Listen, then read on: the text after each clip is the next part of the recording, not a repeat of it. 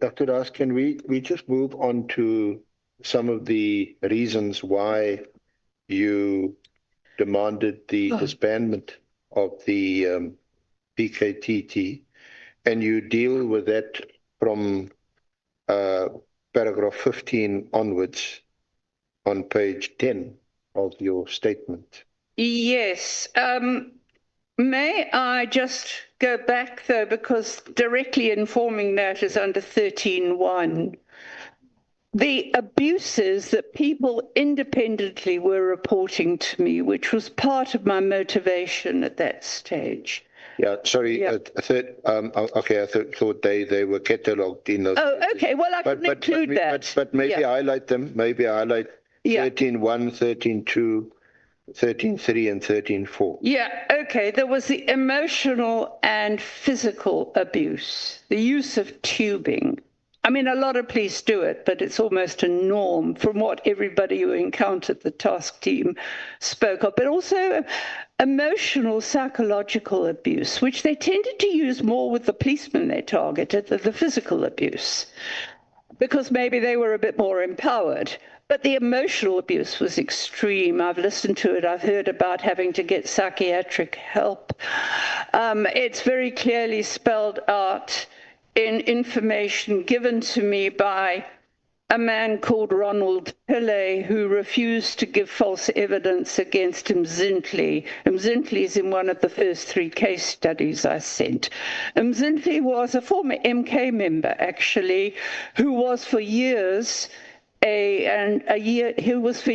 senior road traffic inspector in the Lower South Coast. He reported corruption, and he reported the alleged real killers of the speaker, Wandile Mkhize. And he was then targeted, and eventually he was charged with fairly minor charges of, when I say fairly minor compared with murder, charges of defeating the ends of justice. So he had a gun that was his deceased brother's, he didn't even know was in a suitcase. He was kept for 5.5 years without bail on those charges. They tried to poison him in prison, so he was obviously very unpopular.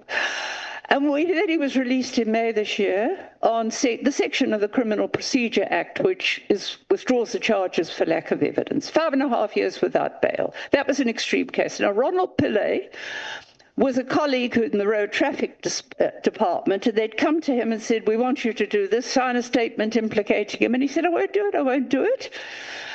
And he gave me an affidavit about how even this prosecutor that I complained about had tried to force him to do it. He made an affidavit, and he said they kept harassing him. They would come and search his house without a warrant. His house was even set on fire once. He doesn't know it was them. And then they caused him to lose his job by supplying false evidence. So he was persecuted psychologically rather than physically. The other one is almost a norm, it seems, and this is, I've been told by virtually everyone I've interacted with, they just come in and search without a warrant. They don't produce an order when they take our phones. This was common. This was a common allegation. I mean, this is illegal. And I mean, the fact that I reported to Parliament the illegal seizure of a phone without a court order, and they were still allowed to carry on doing it. And that's what they did do.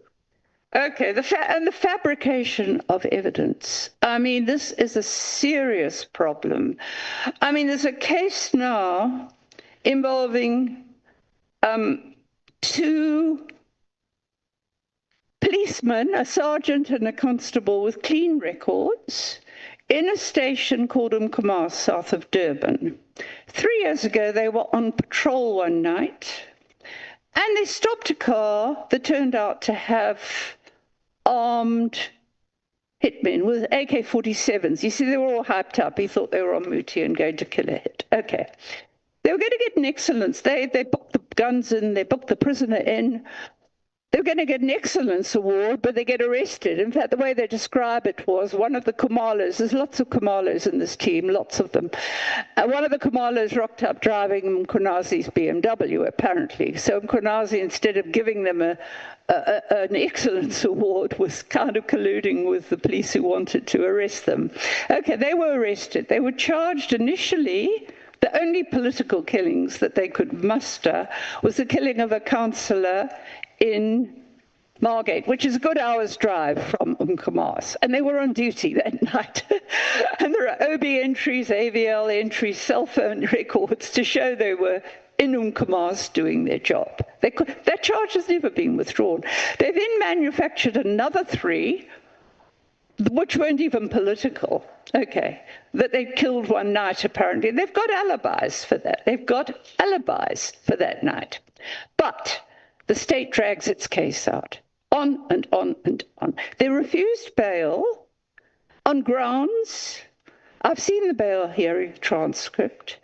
The state finally finished its case 3 years later, wasting days and days of court time that they are paying for, their families are paying for. No evidence whatsoever produced to support the bail argument and let them out on bail. We're looking at that case now and how we can help them, because they deliberately delayed the hearings again for another 6 months. I don't know why the lawyer didn't apply for a withdrawal of the charges, because the state, according to a relative of theirs, which is a senior policeman, the state had not produced any evidence to support the charges. So, I mean, these are the stories I was getting, and the fabrication of evidence was a common theme. I mean, like the Dlamini case that the Honourable Adams has been pursuing. And he said, I mean, even that, somebody said, I got my information about Magaga, I think it was to the Madlanga Commission from Adams. No, I've been working with Thabiso Zulu since the 90s. That's where I knew about Magaga. Anyway, but Adams said to me when I finally did speak to her, which was quite recently, I'd only copied him some of the stuff to the committee. And he said to me, you know, I can't even sleep at night thinking of what happened to that poor man. This is Dlamini. Another one who was seconded to the task team, and one of the convictions they got was his work too, and he was investigating Magaga and some of the other convictions they got, and he's been sitting in prison for 5 years because, well, his story was there were a couple of cases he was doing, one involving an Ngoma case that they were unhappy about. But these are his words, and he must give evidence himself. He said to me when I managed to speak to him, he said, well, along comes Khumalo and says, I must arrest Zandile Gumede. Zandile Gumede is the mayor of Durban, and she's already facing charges for corruption. I've got to arrest her for killing her husband. He said, but I can't do that. I've got no evidence to arrest her for killing her husband. I can't arrest without evidence. And these are his words. So he says, Khumalo says to me, I don't care whether you've got evidence. He said, the minister wants her arrested. He wants it in the media. These are Dlamini's words to me. He must give it himself to Madlanga Commission.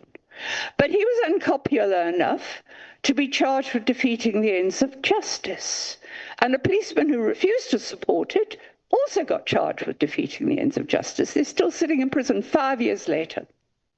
So you can see why I was up in arms. I'm hearing horror stories, human suffering, dreadful stuff. Yeah. But Dr. Das, are these stories that you're hearing, they anecdotal? But is there some independent source, or how are these stories verified, if at all? I can only talk to people directly and corroborate. Like, for example, one of the cases I was linked to, I spoke to people in the community who were all saying, no, they've arrested the wrong people. The 2 brothers who knew who the right killers were killed themselves because they went to the police with the information. And I've spoken to people in the community, including a man who was told me how he was tortured, tubed. Very scared, very scared. Some people are too scared. I've tried to verify everything. I obviously can't. I mean, how can I check whether they're guilty or not? I can't until the case goes to court. And they're dragging it out. They're dragging these cases out. Some of the police, like one of the relatives is a policeman who's verified everything that is, and other people who've also kind of experienced that the task team said, well, that's what they do, and this is what. Oh, in the case that Dlamini, the councillor that Dlamini had actually arrested, the charges were withdrawn. So, I mean, that is concrete stuff when charges are withdrawn. I can't verify. I have said to all these people, I've seen stuff they've written, because some of them have actually written stuff to the Public Protector, Justice Department. So that's the best I could do to verify, quite frankly. I want them to talk themselves. These court cases, do you monitor them? Are you able? Yes, as far as I can, especially the Bagaku case. I've been monitoring that since the very beginning. Honorable Ngola. No, thanks, Chair. Chair, the witness has made a concession that there are many Kumalos in the police service and stuff. So if we can plead with the witness to be specific when mentioning people's names. If the witness is referring to Mkhwanazi, there are numerous Mkhwanazis. If the witness is referring to Khumalo, there are many Khumalos. So the witness can she please be specific if referring to General Ndlandla Mkhwanazi, so that it's on record, or General Dumisani Khumalo, so that it's on record. Otherwise, we'll rush after people, wrong people, if this is our moving. Thank you. Do you want me? Yeah, you may proceed. Dr. Haas, you heard that. I think you yourself said the many Kumalos. I think the Mkhwanazis thus far you referred to, that's General Mkhwanazi that you've written to.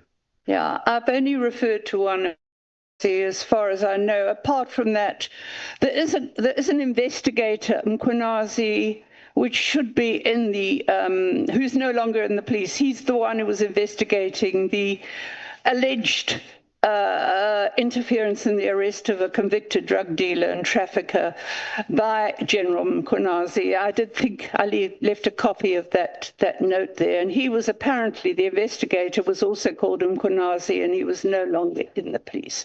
I think that's the only other Mkhwanazi that I personally have come across. So when I say it is definitely General Mkhwanazi, the person I spoke to after Thabiso's phone was seized was General Dumisani Khumalo. And the other Khumalos, it's quite difficult to know. I think it was a Captain Khumalo, but there's a sergeant one who arrested these Umkomas police. I've probably got it in my notes at home. Yeah. Perhaps, now that you've mentioned him, perhaps talk to us about Lieutenant General, I think, Dumisani Khumalo. Okay. He was the project leader of the project leader, yes. As far as I know. And I've heard this from more than one source, and it may have even come up in Parliament, because I had a very good friend of mine who's now deceased. It was called, we worked together from the early 90s. He'd also, I think, MK, Philip Mhlongo. Philip was an ANC cadre who then moved to COPE, and then moved, I think, to the EFF. He was representing the EFF in the Portfolio Committee. And Philip told me that he had a call. He was very proactive, the late Philip Mhlongo. And the police had contacted him from Operational Response in Pretoria because General Dumisani, he was Brigadier then. Brigadier Dumisani Khumalo was acting head of he said acting head of ORS, and there was so much trouble in ORS. There was a lot of internal conflict, and he said things getting really nasty because we can't take Brigadier Khumalo's leadership. It's toxic. I don't know what the actual complaint was, but Philip said the members were complaining about him. He said he called Advocate Björkman, who was then the chair of the committee, and he said they had a special meeting about it. Now, I don't know, that should be on record. Philip then told me, look, we decided to move him. We decided to move him because he wasn't the right person to head Operational Response, although I'm told subsequently that he wasn't actually moved. Structurally, he was Operational Response, but project managing for the task team.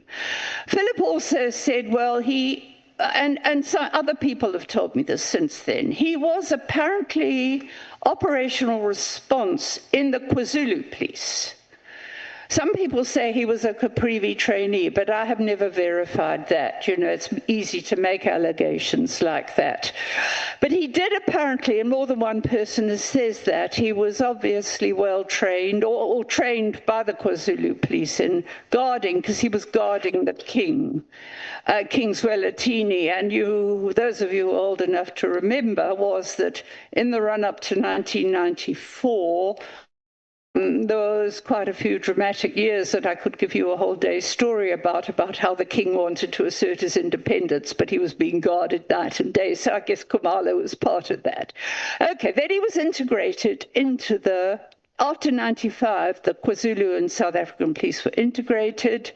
And one former intelligence operator, who's retired now, said to me, well, he was integrated and he did a bit of work with statistics and finance in crime intelligence, but he said he was never operational. And then he went back to operational response. So what I've heard is that from that time on, with one exception, he was operational response, but General Mkhwanazi is correct when he gave evidence to Madlanga that he moved him. You know, General Mkhwanazi was acting National Commissioner when Clearly was suspended. Former minister, whatever you want to call him, Minister Clearly, was suspended when he was National Commissioner. And Mkhwanazi had to jump a few places. He was so far behind. Everybody was saying, why is somebody so junior? Anyway, he moved Khumalo to a general brigadier then. I don't even know if he was a brigadier at that stage or later promoted. He moved him to crime intelligence. I was told by impeccable sources that his tenure in crime intelligence only lasted a few months because it was a financial scandal. And he was moved out, but the secretary was the one that apparently was fingered in the financial scandal. But I don't know. But he was definitely a few months only. He certainly didn't clean up time in crime intelligence. It was unclean enough for years, and then it got worse, I think, from what they tell me in the last 3 years. So that's all I know about General Khumalo, Dumisani Khumalo, that he had very little intelligence experience and was almost primarily operational response for all those years, apart from being a project manager for the task team, which should not involve investigations or intelligence. According to your knowledge, does he have any detective experience? No, nothing. I've never heard of any detective experience. I mean, I guess you get basic training of some sort. But look, to be fair, if he was trained in the SAP, the South African police, you see, you've got to remember that back in the early 90s when he would have trained, he may have trained in the South African police and moved to the KwaZulu police. Or he may have been trained, depending on when he joined. The KwaZulu police was formed in 1987. The first commissioner was a notorious white security policeman, known for his work with Askaris. Okay, he was the first commissioner in 1987. Now, whether or not Khumalo, now General Khumalo, was trained by the police then, I think he may have been trained by the SA police. If it was before 1987, he may have been trained by the SA police and moved to the KwaZulu police because there was a lot of inducements to get members to move from the SA police to the KwaZulu police, and most of them did not want to. The incentives were quick promotions and all sorts of things. So I don't know at the training he had, that would have been, because the one thing with the black SAP, they had the same training as the white SAP, which was quite good in those days.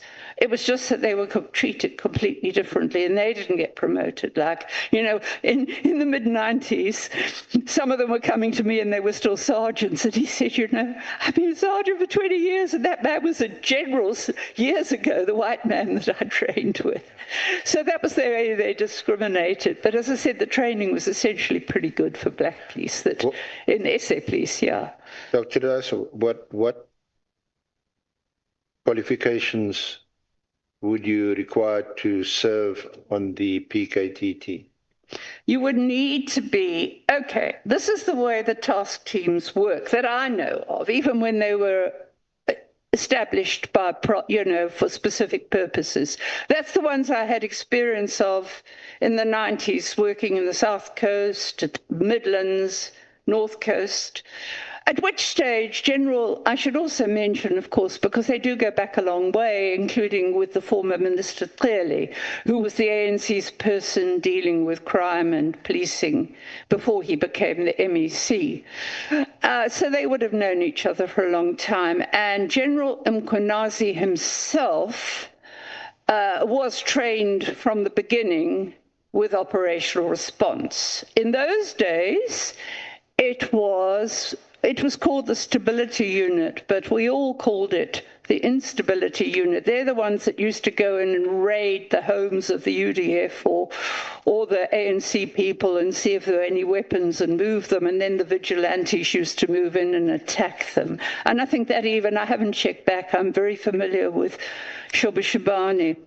I also made a statement to the Shoba Shabani Commission, by the way. I mean, to the Commission on Police Conduct there, because I was I warned about Shoba Shabani. Okay, so they even went in, I think, and cleaned out Shoba Shabani before the vigilantes went in and massacred people. So they had a bad reputation, but they did probably good training in public order policing, it became afterwards.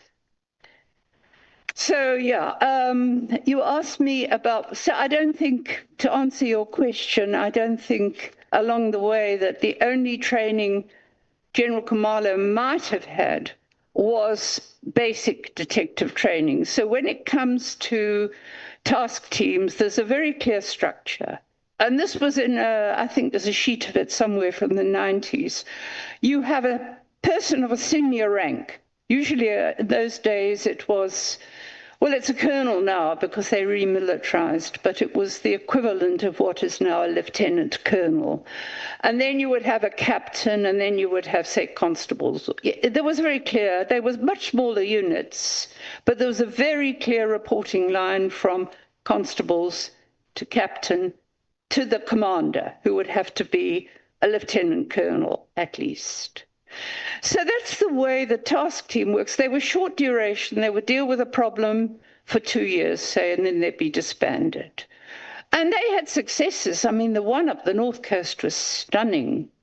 They got high court convictions, and in those convictions, it showed that the people who were convicted were still getting helped by the police behind the scenes.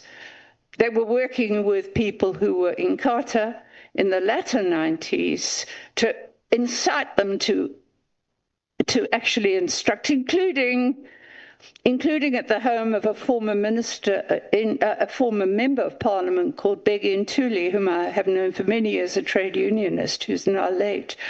He lost family members in these attacks, and the investigator who'd been with the Goldstone Commission, Vilakazi, was stunningly good. He got convictions for some of those killings in that area. So they were very successful operating with that structure. Now, you ask about the task team. I mean, apart from the first being a brigadier, the brigadier soon left. I said to people who had experience of it, I've had a lot of names of people. They come, they go. I mean, one of them was a constable brought down from Pretoria to investigate these policemen in Umkomaas, and they wondered why he'd been a constable for 20 years.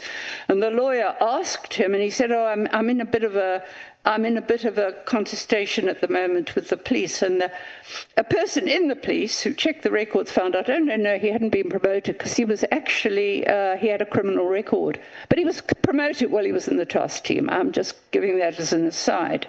Now, after the brigadier left, which was pretty early on, I've said to them, but who are these people who are supervising dockets? You know, you've got to have supervision of dockets by a senior police member. Oh, I think Dlamini told me this because he had basically worked in the team after there was, you know, and he was moved about the time the brigadier went, I think. He said, well, I think what happened is, he said they've had a few lieutenant colonels come, but they go. And we've had a few captains come, maybe they're doing it. But there's been no, this is, I just want to explain, this is why I had a problem with this. There's no transparency.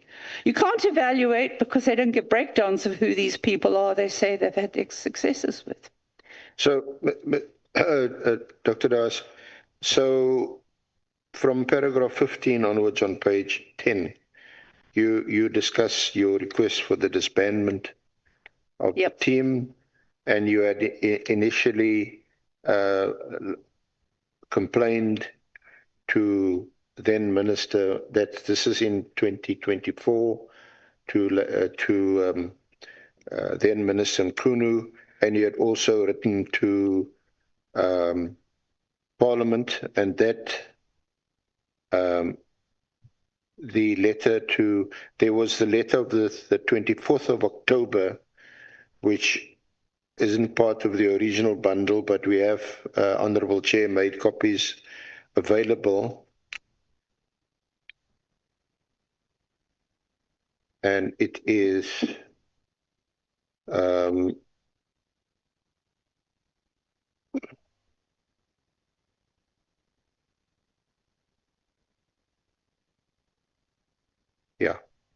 it's also at page 53 in volume 2 of the annexes. A call for the immediate disbandment of SAP's political killings task team. This one. Yep. Oh, yeah. Yes, yes. And the letter also to the Minister of the 13th of November 2024, which is in volume 1 at page 34, MDH 6.